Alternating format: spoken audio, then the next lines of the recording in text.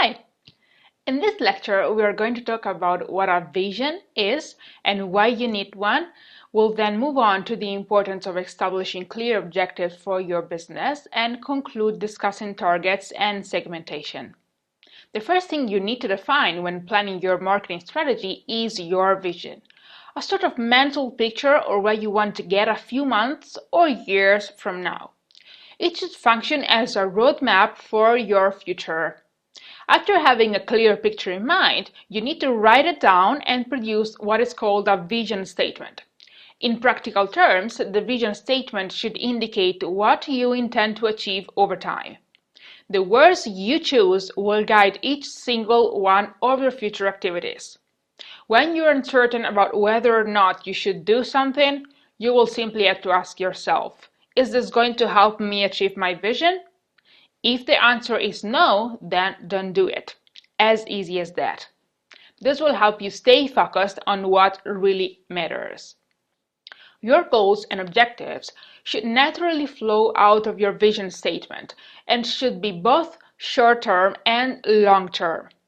Setting concrete objectives will help you stay motivated every day. Think of specific, realistic, measurable goals and give yourself a time frame to achieve those goals. Only if you set clear goals will you be able to evaluate how you're doing. With digital marketing, this is particularly important.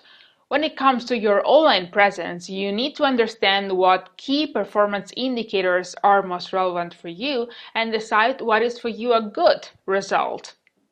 Let's assume that an average of 10 people interact with each of your Facebook posts. Is it good? It depends. You can answer this question if and only if you have a clear goal. Maybe you've launched your Facebook page just a couple of days ago and your goal for the first month was to have 20 people interacting with each post. In that case, the answer would be, this is great. If your goal was to have 100 interactions per post after a week, maybe you're not doing as great as you expected to. But you see, if you don't clearly set your goals, the answer to the is it good question will always be it depends. One important thing that stands between you and your goals is understanding your target customers. Marketing is all about exchanging value. You give something to your customers that is of value for them and you get profits in return. This means that you need to understand who exactly you want to address, whose needs you want to satisfy.